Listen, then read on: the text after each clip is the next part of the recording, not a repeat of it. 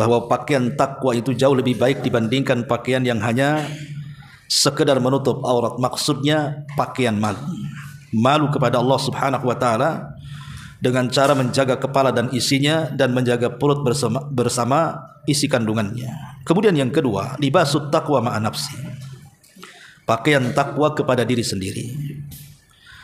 Ulama mengatakan bahwa pakaian takwa pada diri sendiri adalah dengan menjaga ketaatan. Dengan menjaga ketaatan kepada Allah dan berusaha untuk menjauhi kemaksiatan, atau dengan kata lain luzumut ta'ah, atau dengan kata lain istiqamah. Jadi kita berusaha badan kita ini senantiasa berada di atas ketaatan. Walaupun badan kita ini terkadang ada masa-masanya futur, ada masa-masanya semangat. Dan itu fitrah manusia seperti itu kan. Kadang futur, kadang semangat manusia itu. Tapi Nabi SAW berusaha memberikan anjuran kepada kita, saat kita futur, jangan sekali-kali kefuturan kita ini digunakan untuk maksiat. Jadi sekali lagi, kalau kita sedang futur, maka jangan sekali-kali futur kita ini menjerumuskan kita ke dalam maksiat. Tapi gunakanlah futur itu, kalau bisa ambil aktivitas-aktivitas yang masih di atas sunnah Nabi, atau perkara mubah. Jangan sampai bermaksiat.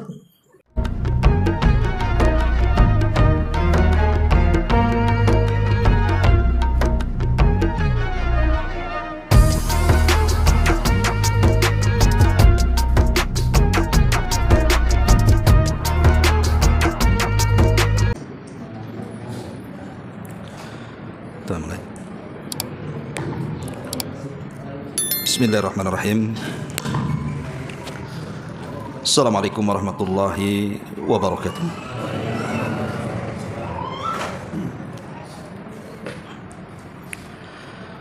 Innal hamdalillah nahmaduhu wa nasta'inuhu wa nastaghfiruh wa na'udzu billahi min shururi anfusina wa sayyiati a'malina.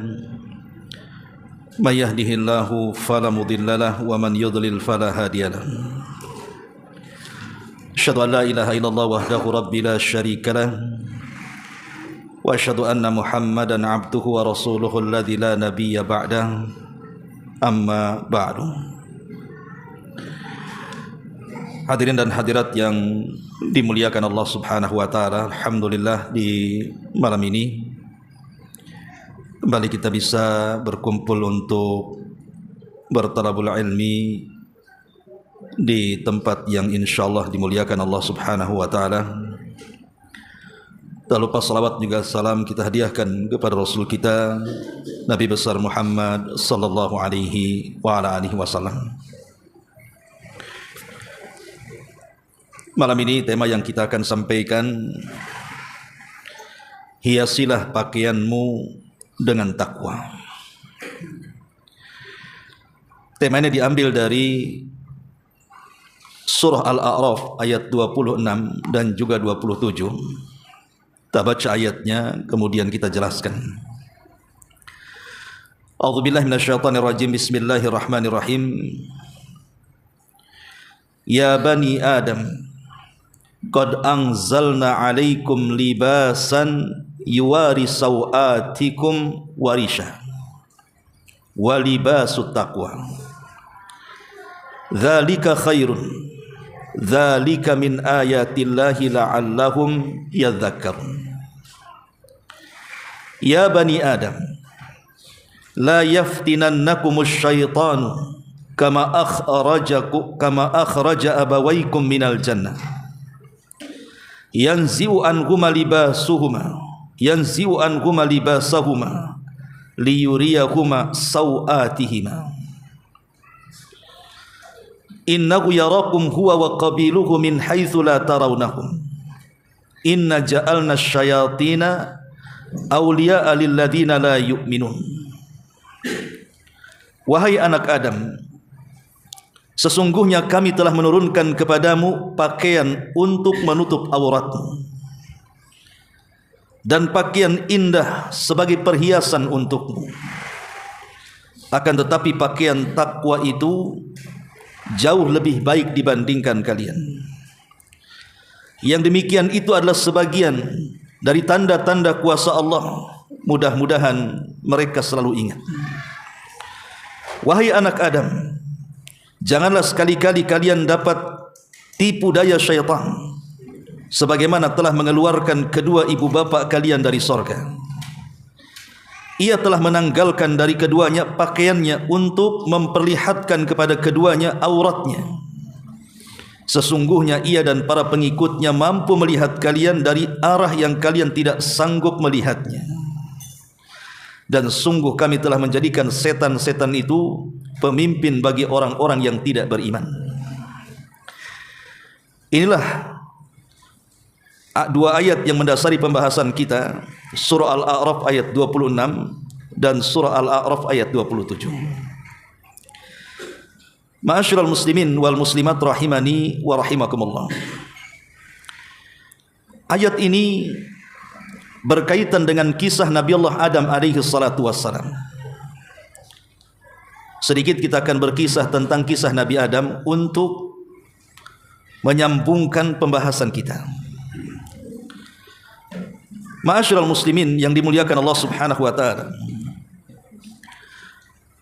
Kita tahu bahwa Adam alaihi salatu wassalam adalah Abul Basharil Awal. Dia adalah bapak manusia yang pertama. Berarti ada bapak manusia yang kedua. Ya, ada Nuh alaihi salam. Itulah bapak manusia yang kedua. Kenapa Nuh disebut bapak manusia yang kedua?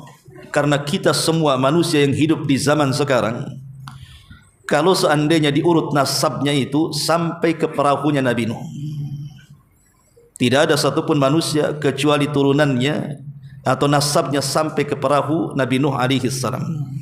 Disitulah putra-putra Nuh yang melahirkan anak cucu Adam. Karena ketika terjadi tufan itu tidak ada yang selamat, semua mati. Tentu karena doa Nuh sendiri yang mengatakan, la tadhar 'alal ardi minal kafirina dayyara. Ya Rabb, jangan kau sisakan satu manusia kafir pun hidup di permukaan bumi. Makanya yang hidup itu yang ada di perahunya Nuh itulah anak-anaknya. Tapi kita tidak akan berkisah Nabi Nuh, kita akan berkisah Nabi Adam alaihi salatu wassalam. Disebutkan di dalam kitab Al-Bidayah wa Nihayah, karya besar Imam Ibnu Katsir rahimahullahu taala, ketika Imam Sudi menyebutkan tentang beberapa riwayat akan penciptaan Adam alaihi salatu wassalam. Di antaranya riwayat Abdullah ibn Mas'ud radhiyallahu anhu. Nabi sallallahu alaihi wasallam menjelaskan ketika Allah Subhanahu wa taala hendak menciptakan Adam, maka Allah Subhanahu wa taala mengutus 3 malaikat untuk mengambil tanah yang ada di bumi. Tapi setiap malaikat yang diutus oleh Allah Subhanahu wa taala mengambil tanah di bumi itu selalu ditolak bumi. Dan bumi selalu meminta perlindungan kepada Allah Subhanahu wa taala agar malaikat yang diutus itu tidak mengambil satu kepal tanah pun. Maka malaikat ini kembali dan tidak berhasil. Kemudian diutus malaikat kedua. Juga sama, bumi berlindung kepada Allah Subhanahu wa taala agar jangan sampai satu kepal tanah di bumi diambil oleh malaikat kedua. Kecuali malaikat yang ketiga. Ketika bumi meminta perlindungan kepada Allah agar jangan sampai malaikat yang ketiga ini mengambil satu kepal tanah di bumi, maka malaikat ini juga berbalik, dia berlindung kepada Allah. Kalau dia menyelisihi perintahnya, dia harus mendapatkannya. Artinya malaikat yang ketiga ini bersikeras, sama-sama berlindung kepada Allah. Yang satu berlindung agar tidak boleh tanah satu kepal di bumi pun dibawa. Malaikat ini pula berlindung karena takut kalau tidak membawa tanah maka dia telah menyelisihi perintah Allah Subhanahu wa taala. Akhirnya diambillah dan berhasil mengambil. Maka disitulah kemudian disebutkan dalam riwayat, malaikat ini mengambil dari tanah-tanah bumi itu dengan berbagai macam warna dan berbagai macam sifat bumi. Jadi ada diambil dari tanah yang berwarna merah sedikit, kemudian berwarna putih sedikit, berwarna hitam sedikit, dan begitu seterusnya. Kemudian juga dari sifat-sifat tanah. Diambil dari tanah yang keras, diambil tanah yang lembut, diambil tanah yang antara keras dan lembut, dan begitu seterusnya. Akhirnya berhasillah dinaikkan ke atas langit. Karena ada yang mengatakan bahwa di mana Adam dibentuk oleh Allah Subhanahu wa taala. Ada yang mengatakan bahwa Adam dibentuk oleh Allah itu di langit ke-7. Itu sebagian pendapat ulama. Di situ Allah Subhanahu wa taala membentuk dengan tangannya.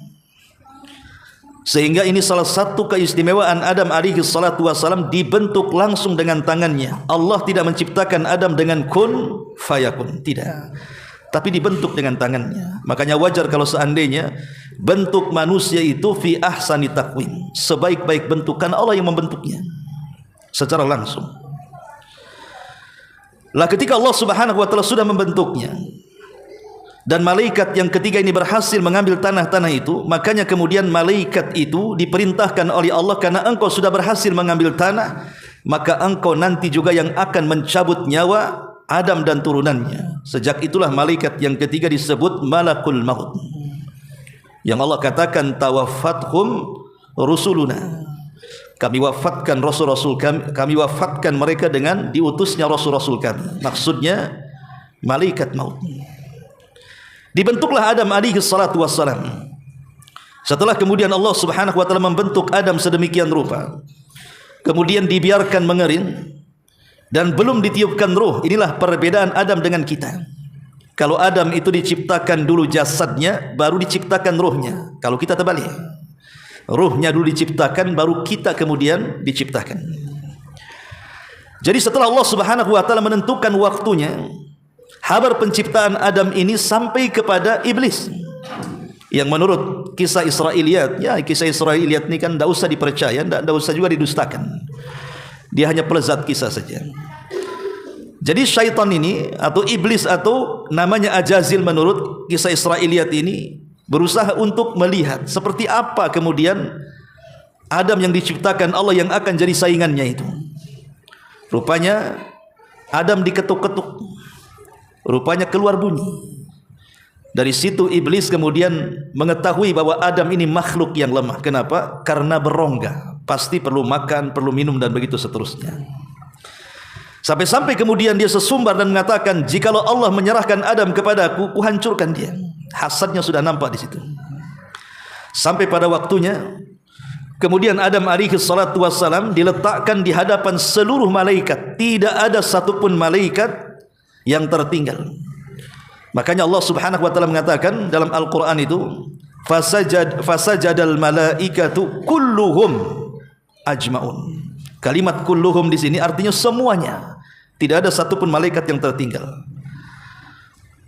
Adapun ajmaun artinya serentak. Jadi tidak ada satu malaikat yang tertinggal, dan saat sujud serentak. Bukan ini sujud kemudian belakang sujud, tidak. Artinya serentak sujud. Itu kalimat ajmaun dalam Quran. Dan Allah Subhanahu wa taala memberikan aba-aba kapan mereka harus sujud. Allah Subhanahu wa taala mengatakan, fa idza sawaituhu wa nafakhtu fihi min ruhi faqa'u lahu sajidin. Kata Allah Subhanahu wa taala di hadapan para malaikatnya, apabila aku telah sempurnakan Adam dan semata-mata aku tiupkan ruh ke dalam jasad Adam, segeralah kalian sujud. Di sini ada kalimat ruhi. Ruhi itu artinya ruh yang diidhafahkan kepada Allah. Maknanya ini idhafatut tasyrif namanya ya, dalam bahasa usul itu idhafatut tasyrif. Idhafah kemuliaan. Sama dengan Baitullah. Rumah diidhafahkan dengan Allah. Maka tidak ada rumah yang lebih mulia dibandingkan Ka'bah, karena diidhafahkan kepada Allah. Sama juga ruhi, ruhku kata Allah, artinya ruh dari Allah. Maknanya di sini ruh ketika diidhafahkan kepada Allah, ruh ini bukan sembarang ruh, tapi ruh ini memiliki kemuliaan karena diidhafahkan kepada dhamir mutakallim, yaitu Allah Subhanahu wa taala. Kemudian ruh itu masuk, maka semata-mata ruh itu masuk, kata Allah, faqa'u lahu sajidin, maka segeralah kalian sujud kepada Adam. Maka semua malaikat serentak sujud. Tidak ada satu malaikat yang terlewatkan kecuali iblis yang tetap berdiri, karena iblis itu berada di tengah-tengah mereka. Dulunya jin yang saleh hidup di tengah-tengah para malaikat. Lah disitulah Allah Subhanahu wa taala murka. Kemudian mengatakan kepada iblis, apa yang mencegah kamu untuk tidak sujud kepada Adam? Maka iblis pun mengatakan, ana khairum minhu khalaqtani min nari wa khalaqtahu min tin. Karena aku lebih baik dibandingkan makhluk ini, maksudnya Adam. Kau ciptakan aku dari api sementara kau ciptakan dia dari tanah. Adam ingin mengkias dirinya dengan para malaikat, bahwa api itu lebih dekat kepada cahaya dibandingkan tanah. Jadi merasa bahwa dia lebih baik dibandingkan Adam karena ada kemiripan antara api dengan cahaya. Makanya dia mengatakan, aku ini sama dengan malaikat. Seolah-olah iblis ingin mengatakan seperti itu. Karena aku diciptakan dari api, di mana api mirip dengan cahaya dibandingkan tanah yang tidak ada mirip-miripnya sama sekali dengan cahaya. Itulah kias batil, kias ma'al farik namanya. Ma'asyiral muslimin yang dimuliakan Allah Subhanahu wa taala, sejak itulah Allah Subhanahu wa taala murka, kemudian mengutuk iblis sampai kiamat dibangkitkan. Kemudian Adam dimasukkan ke dalam surga. Seiring dengan diciptakan pasangannya Hawa, kemudian Allah mengatakan, uskun anta wa zaujukal jannah. Masuklah wahai Adam, ajak Hawa istrimu masuk ke dalam surga. Maka ketika Adam masuk ke dalam surga, disitulah Adam mulai berpakaian. Inilah sejarah pakaian. Adam berpakaian dari kain sutra, karena pakaian di surga itu semua sutra. Dan laki-laki dilarang tidak boleh memakai sutra. Kalau perempuan boleh ya, kecuali dalam kondisi ada gatal, ada penyakit kulit yang kalau menggunakan pakaian biasa itu akan semakin parah, maka ulama bolehkan. Karena ada sahabat juga yang punya penyakit gatal kemudian diizinkan memakai kain sutra. Tapi pada dasarnya tidak boleh, sama dengan penggunaan emas. Lah Adam alaihi salatu wasallam betul-betul diberikan kenikmatan oleh Allah Subhanahu wa taala. Salah satu nikmatnya adalah diberikan pakaian indah yang menutup aurat keduanya, baik Adam ataupun Hawa. Tapi iblis tentunya yang pernah di sorga, dia tahu bagaimana nikmatnya sorga. Sementara dia sudah diusir dari sorga, maka dia bersumpah di hadapan Allah untuk menyesatkan Adam dan anak turunannya. Maka mulailah kemudian iblis memberikan was-was. Entah bagaimana cara was-wasnya, tapi yang jelas bahwa Al-Quran yang mengatakan iblis memberikan was-was, padahal iblis di luar sorga, Adam dalam sorga. Macam mana caranya? Walaupun ada kisah Israiliyat yang mengatakan ada ular yang bolak-balik masuk sorga, kemudian iblis masuk di rongga ular, kemudian ikut masuk ke dalam sorga. Wallahu alam, ini kisah Israiliyat.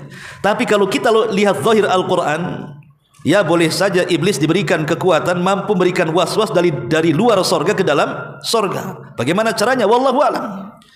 Tapi yang jelas bahwa Adam pun termakan was-was iblis.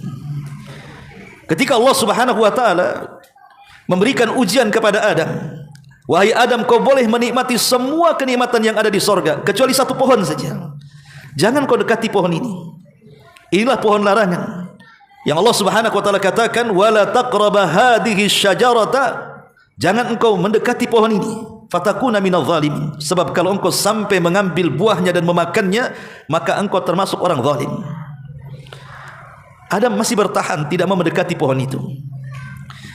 Kemudian iblis terus memberikan was-was. Tapi Adam pun tidak terkena was-was iblis. Tapi ketika kemudian entah bagaimana caranya iblis masuk ke dalam sorga, kemudian dia tasyakul, karena iblis ini kan dari kalangan jin, dia bisa beralih rupa menjadi orang soleh di hadapan Adam. Adam kaget kok ada manusia dalam sorga. Kemudian dia bersumpah atas nama Allah bahwa dia orang baik, bahwa dia orang yang pandai memberikan nasihat. Kemudian dia memberikan alasan kenapa Allah melarang engkau tidak boleh dekat pohon itu, wahai Adam. Kemudian dia mengatakan, karena takut kalau engkau menjadi malaikat atau engkau menjadi orang yang kekal di sorga. Antakuna malakaini au takuna minal khalidin. Maka dua kalimat itu kepikiran sama Adam itu. Kenapa Allah tidak boleh melarang saya untuk mendekati pohon dan makan buahnya? Rupanya ini alasannya. Karena kalau makan buah itu nanti jadi malaikat, atau kalau makan buah itu nanti jadi kekal. Tentu ini godaan yang luar biasa bagi Adam. Dia sudah merasakan nikmat sorga, tidak mungkin harus mati. Akhirnya dia pun mengikuti perkataan iblis ini. Lihat bagaimana iblis ini pandai memberikan was-was dengan cara bersumpah atas nama Allah di alam para malaikat. Karena di zaman itu tidak ada yang bersumpah atas nama Allah untuk berdusta. Macam mana orang berdusta di alam para malaikat? Ini gimana ceritanya? Makanya Adam percaya sajalah. Lah saat kemudian Adam betul-betul mendekati pohon itu, kemudian memakan buah larangan itu, lah ayat inilah kemudian berbicara, ya bani Adam, qad anzalna alaikum libasan yuwari sawatikum warisha wa libasut taqwa dzalika khairun dzalika min ayatillahi la'allakum yadhakkarun. Ya bani Adam, la yaftinannakumus syaitanu kama akhraja abawaykum minal jannah yanzi'u anhuma libasahuma liyuriyahuma sawatihima innahu yarakum huwa wa qabiluhu min haitsu la tarawnahum inna ja'alna syayatina awliya'a lilladzina la yu'minun. Wahai anak Adam, sungguh kami telah menurunkan kepadamu pakaian. Jadi Allah Subhanahu wa taala telah memberikan pakaian kepada Adam dan seluruh anak turunannya, kita-kita ini. Untuk apa? Fungsinya yang pertama untuk menutup aurat. Jadi pakaian itu fungsinya untuk menutup aurat, bukan untuk yang lainnya. Kemudian Allah mengatakan warisha. Warisha itu maksudnya dan pakaian indah untuk perhiasan. Jadi pakaian itu ada dua. Ada pakaian yang menutup aurat dan ada pakaian yang digunakan untuk perhiasan. Seperti mamanya menutup aurat bagi laki-laki, ya bisalah pakai kaos, pakai celana, itu kan bisa menutup aurat. Tapi kan tidak mungkin kaosan dengan celana kolor yang sampai ke lutut masuk kantor. Kira-kira gaya seperti itu gaya orang kantor enggak tuh? Ada orang kantor nih pakai kolor tapi masih di bawah lutut. Kemudian pakai kaos oblong, nutup aurat karena aurat laki-laki kan dari pusar ke lutut kan. Kemudian masuk kantor, dibilang ODGJ atau enggak tuh? Ya. Berarti tidak cukup kan? Tidak cukup pakaian itu menutup aurat. Harus ada yang keduanya, pakaian indah untuk perhiasan. Maka ada lagi pakaian luar namanya. Nah, pakaian luar ini yang memperindah pakaian sehingga orang yang tadinya jelek jadi ganteng dia. Ya. Jadi fungsi pakaian itu bukan hanya menutup aurat saja, tapi ada pakaian perhiasan. Berarti ada pakaian dalam, ada pakaian luar. Akhwat juga sama seperti itu. Ya. Dan ada yang ketiganya, pakaian yang bisa menahan peluru, senjata. Itulah baju besi namanya. Karena fungsi pakaian sendiri itu kan tiga. Satu, supaya kita tidak terkena panas. Dua, supaya kita tidak terkena dingin. Tiga, supaya kita tidak terkena senjata. Itulah fungsi pakaian. Makanya ketika datang musim dingin, ada pakaian yang tebal supaya hangat. Ketika musim panas, ada pakaian yang tipis seperti katun dan yang semacamnya, supaya tidak keringatan kan gitu. Cari pakaian yang menyerap keringat. Lah ada baju perang, itu lain lagi. Kalau baju perang untuk supaya kita tidak terkena senjata. Itulah fungsi pakaian. Ya. Kemudian Allah Subhanahu wa taala mengatakan walibasut taqwa dzalika khairun. Tapi pakaian takwa itu jauh lebih baik dibandingkan pakaian yang hanya sekedar menutup aurat ataupun yang hanya sekedar memperindah manusia dengan pakaian itu. Walibasut taqwa dzalika khairun. Tetapi ada pakaian yang lebih baik daripada itu, itulah pakaian takwa. Apa pakaian takwa? Nanti kita jelaskan. Ini yang kita akan jelaskan panjang lebar. Libasut taqwa. Kemudian Allah mengatakan dzalika min ayatillah la'allahum yadhakkarun. Yang demikian itu sebagai tanda-tanda kuasa Allah, di mana Allah Subhanahu wa taala menciptakan pakaian kan begitu. Bayangkan dari seekor ulat saja berubah jadi pakaian. Kayak sutra itu kan berasal dari ulat kan. Tiba-tiba kemudian jadi kain, kemudian jadi pakaian. Kalau ini bukan kuasa Allah, kuasa siapa? Kan Allah yang berkuasa. Kemudian Allah Subhanahu wa taala mengatakan la'allakum yadhakkarun, supaya mereka ingat kepada Allah Subhanahu wa taala, jangan sampai kufur. Karena pakaian adalah nikmat dari Allah Subhanahu wa taala, maka jangan sampai kufur nikmat dengan menggunakan pakaian-pakaian yang menyelisih perintah Allah Subhanahu wa taala. Kemudian Allah Subhanahu wa taala mengatakan ya bani Adam la yaftinannakumus syaitanu kama akhraja abawaykum minal jannah. Allah peringatkan di sini, wahai anak Adam, janganlah sekali-kali kalian tertipu daya oleh setan sebagaimana setan telah mengeluarkan kedua bapak kalian dari sorga. Kemudian Allah mengatakan yanzi'u anhuma libasahuma liyuriyahuma sawatihima, di mana dengan kesalahan Adam alaihi salatu wassalam memakan buah larangan, kemudian Allah Subhanahu wa taala melepaskan seluruh atribut pakaian Adam sehingga Adam telanjang bulat tanpa pakaian. Dari sini ada kaidah ikhwatu fiddin bahwa seseorang semakin bertakwa kepada Allah Subhanahu wa taala, maka dia semakin menutup auratnya.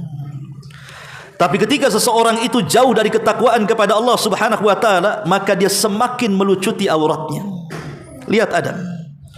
Ketika dia tidak melanggar larangan Allah Subhanahu wa taala, maka pakaian itu masih melekat di badannya dan menutup auratnya. Tapi ketika dia bermaksiat kepada Allah Subhanahu wa taala, apa yang terjadi? Hilang semua pakaiannya, tampak auratnya.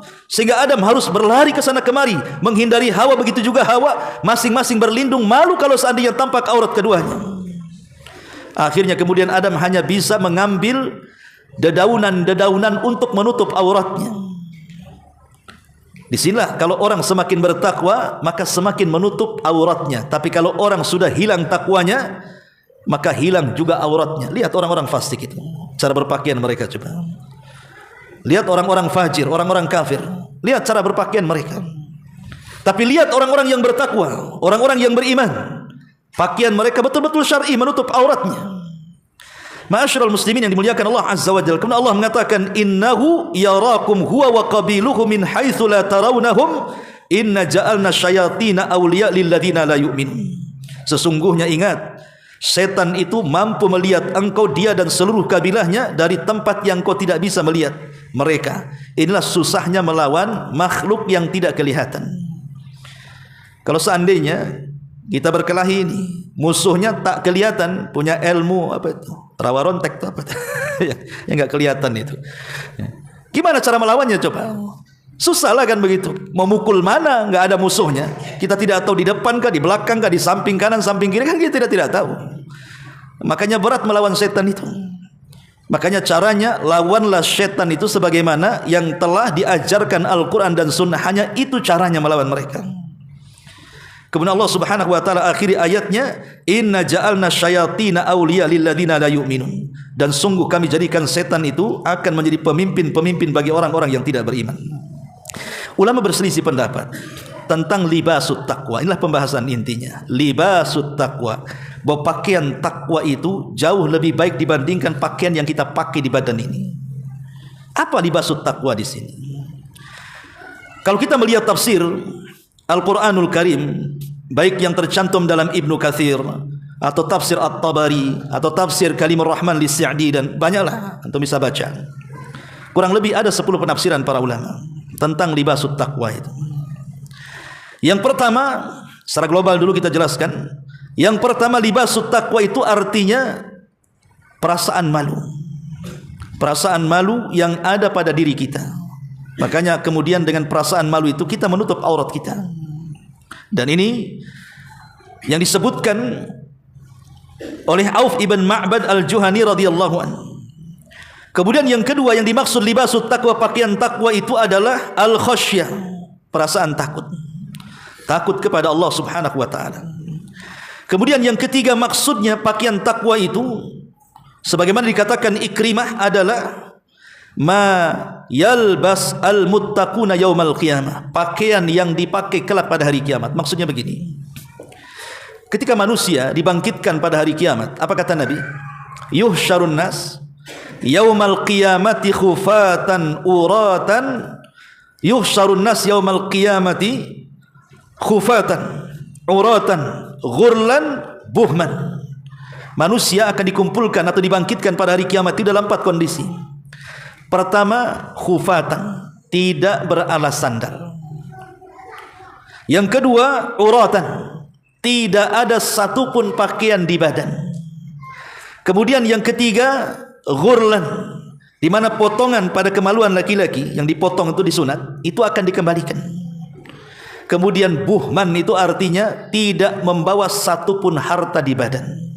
Ya, telanjang seperti bayi yang dilahirkan tuh.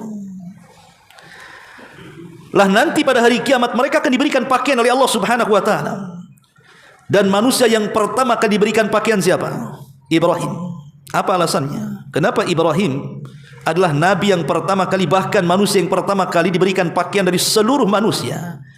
Karena ketika Ibrahim di dunia dilempar ke dalam api, itu tanpa pakaian.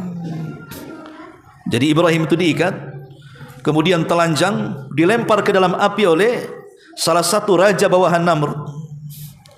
Kemudian dia dibakar dalam posisi telanjang. Tapi Allah Subhanahu wa taala selamatkan Ibrahim, dan Allah katakan kul ya naru kuni bardan wa salaman ala Ibrahim. Begitu kata ahli tafsir.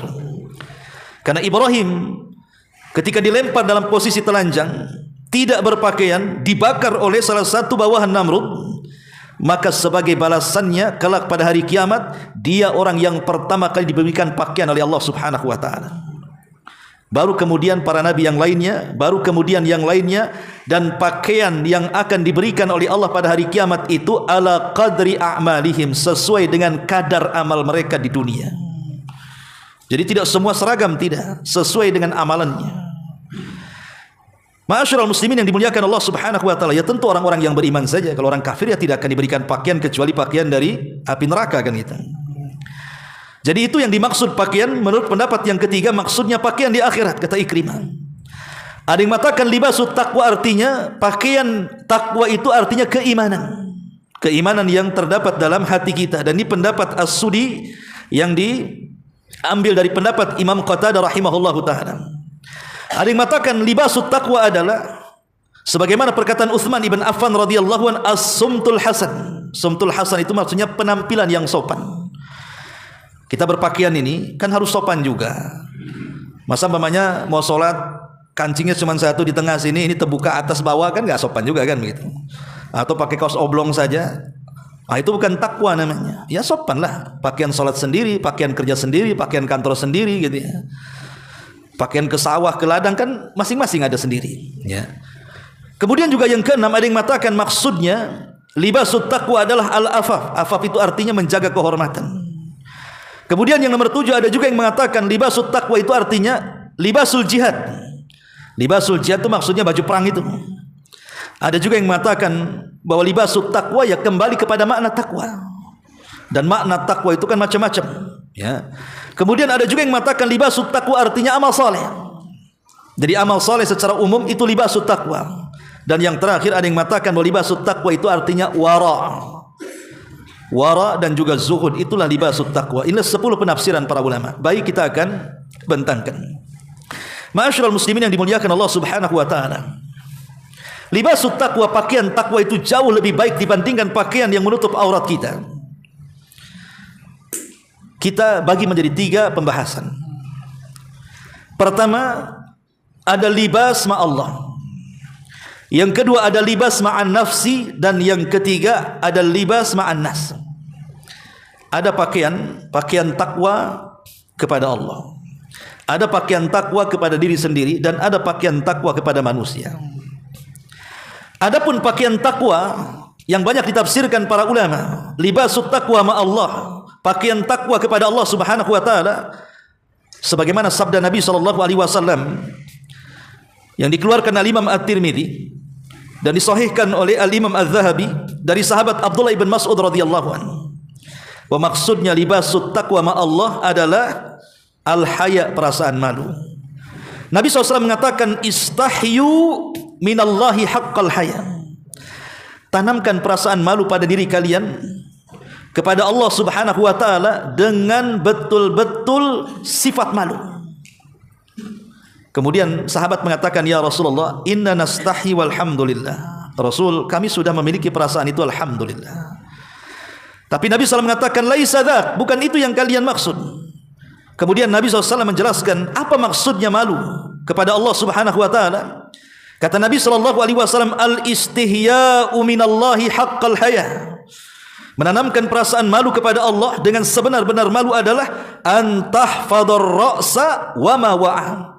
Pertama, an tahfadhar ra'sa wa ma wa'a. Dia menjaga kepala dan apa yang ada di dalam kepala itu. Kemudian Rasul mengatakan wal batna wa ma hawa. Dan apa yang ada di dalam perut serta kandungannya.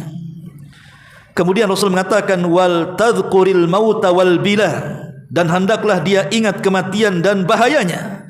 Wa man aradal akhirata taraka zinatad dunya. Siapa yang meninggalkan akhirat, maka dia telah siapa yang menghendaki akhirat, maka dia telah meninggalkan perhiasan dunia.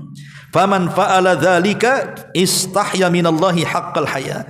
Maka siapa yang mengerjakan itu semua, maka dia telah menanamkan perasaan malu dengan benar-benar malu. Itulah libasut taqwa ma Allah.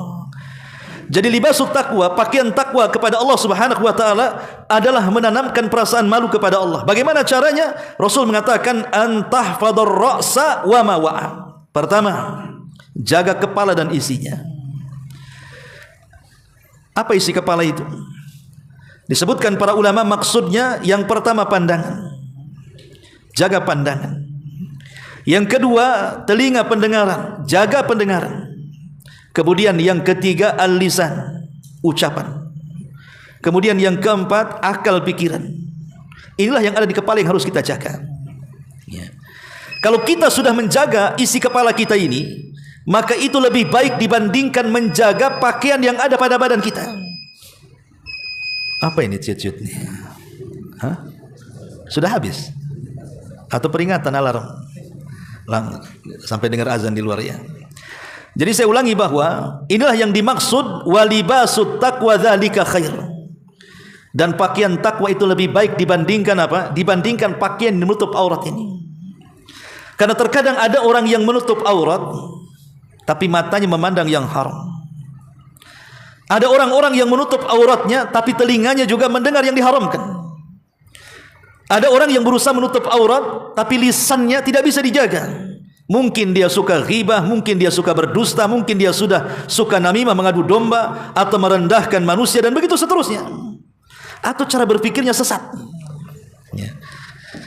Jadi seolah-olah Allah Subhanahu wa taala mengatakan, jangan sekedar menutup aurat badan saja, tetapi ada yang lebih baik dibandingkan itu setelah menutup aurat itu. Jaga kepala. Setelah kita tutup aurat kita, kita hiasi pakaian badan kita, baru berpindah ada pakaian yang jauh lebih baik dibandingkan pakaian menutup aurat kita. Caranya apa? Jaga kepala kita.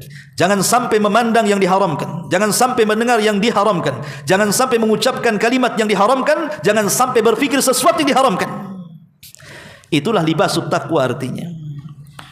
Ma'asyiral muslimin yang dimuliakan Allah Subhanahu wa taala. Kemudian yang kedua, kata Nabi sallallahu alaihi wasallam, wal badna wa ma hawa. Dan menjaga perut serta kandungannya. Apa isi perut itu? Di situ ada jantung. Jantung itu artinya hati. Jaga hati. Karena ada orang, maaf nih akhwat nih di belakangnya, ada orang-orang yang semangat hijrah, pengen pakainya seperti kawan-kawannya. Hari-hari tengok itu apa itu? Shopee itu apa tuh? Ya. Tengok kemudian model-model cadar, model-model pakaian dengan pernak-perniknya dan begitu seterusnya, sehingga ngumpulin duit hanya ingin dapat pakaian seperti kawannya. Sudah kebeli pengen beli lagi, sudah kebeli pengen beli lagi. Hakikat hijrah itu bukan hanya di pakaian saja. Kalau laki-laki insya Allah kalau pakaian nggak begitu minatnya. Tapi kalau akhwat itu nomor satu. Makanya ada istilah Abdul Khamisah, hamba pakaian. Itu perempuan hamba pakaian tuh. Karena kalau di rumah itu lihat pakaian istri antum, dia 3 lemari, antum setengah lemari kan. Dia banyak tuh itunya, hangernya kan. Mana pakai hanger antum? Tidak ada. Bahkan itu juga yang dipakai. Kadang-kadang itu pakaian kerja, pakaian sholat, pakaian main, itu juga satu. Seminggu sekali pula gantinya. Itu laki-laki itu tidak peduli dengan pakaian biasanya. Yang peduli dengan pakaian itu akhwat biasanya. Apalagi tengok kawannya ada model baru tuh, ya, mulai didekati itu, dipegang, halus nih katanya. Beli di mana? Mulai dia tanya. Ya. Jadi hijrah itu bukan hanya sekedar pakaian yang menutup aurat. Bukan mengoleksi pakaian banyak-banyak, cadar banyak-banyak, bukan itu. Kaos kaki, kaos tangan. Cukuplah pakaian itu beberapa helai saja. Yang penting syar'i. Tidak harus bagus, tidak harus baru. Yang penting syar'i. Tidak menyelisih syariat. Karena ada pakaian yang jauh lebih baik dibandingkan itu, pakaian takwa. Lah salah satu libasut takwa itu adalah menjaga hati. Karena Rasulullah mengatakan wal batna wa ma hawa. Dan menjaga perut dan seluruh isinya, seluruh kandungannya. Lah salah satu kandungan perut itu adalah jantung, itulah hati. Itu yang paling penting dijaga. Karena kalau seandainya kita ini hanya ihtimam, hanya perhatian dengan pakaian, tetapi hatinya kotor, maka tidak berpengaruh untuk menutup auratnya. Ya, memang sudah bagus menutup aurat itu, tetapi ada yang lebih bagus dibandingkan hanya sekedar menutup aurat, yaitu menjaga hati. Karena hati inilah yang memperbaiki seluruh pakaian badan. Kata Rasul, "Idza saluhat saluhal jasadu kullu wa idza fasadat fasadal jasadu kullu." Hati ini kalau bersih, maka semua badannya akan sehat, akan bersih, akan baik. Tapi kalau hatinya kotor, ya semua badannya pun akan kotor walaupun dia pakai pakaian syar'i. Kemudian ada lagi, apalagi dalam perut, isi makanan, minuman. Jangan sampai memasukkan makanan-makanan syubhat, apalagi haram, karena itu akan menciderai pakaian yang sudah kita pakai.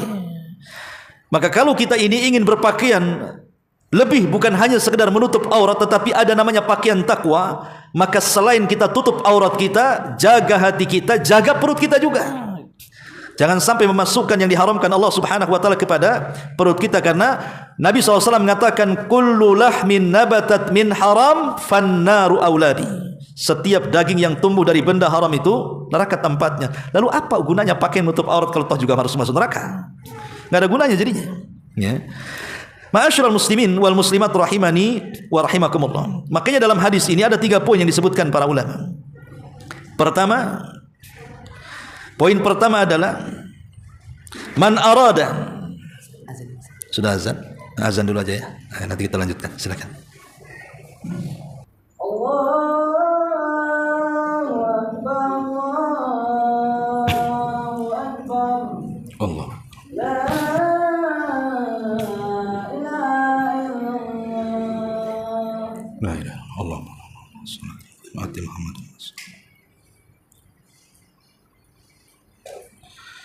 Ya, kita lanjutkan. Karena waktu juga, mungkin kita persingkat saja. Itu bagian yang pertama.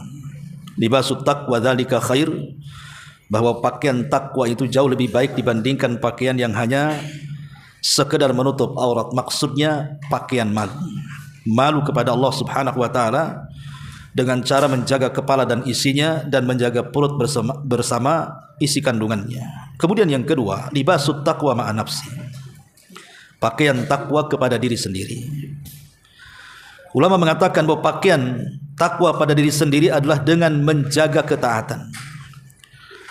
Dengan menjaga ketaatan kepada Allah dan berusaha untuk menjauhi kemaksiatan, atau dengan kata lain luzumut ta'ah, atau dengan kata lain istiqamah. Jadi kita berusaha badan kita ini senantiasa berada di atas ketaatan. Walaupun badan kita ini terkadang ada masa-masanya futur, ada masa-masanya semangat. Dan itu fitrah manusia seperti itu kan. Kadang futur, kadang semangat manusia itu. Tapi Nabi SAW berusaha memberikan anjuran kepada kita, saat kita futur, jangan sekali-kali kefuturan kita ini digunakan untuk maksiat. Jadi sekali lagi, kalau kita sedang futur, maka jangan sekali-kali futur kita ini menjerumuskan kita ke dalam maksiat. Tapi gunakanlah futur itu, kalau bisa ambil aktivitas-aktivitas yang masih di atas sunnah Nabi, atau perkara mubah. Jangan sampai bermaksiat. Ya, ada orang futur mamanya ya jalan sana, jalan sini, mancing sana, mancing sini, masih mendingan. Ya. Tapi kalau futurnya kemudian tiba-tiba bermaksiat kepada Allah Subhanahu wa taala, dia berzina, naudzubillah, dia berjudi, naudzubillah, atau dia melakukan hal-hal yang diharamkan Allah Subhanahu wa taala, maka dia pasti binasa. Makanya Nabi SAW mengatakan, faman kanat fatratuhu ala sunnati faqad ihtadaw.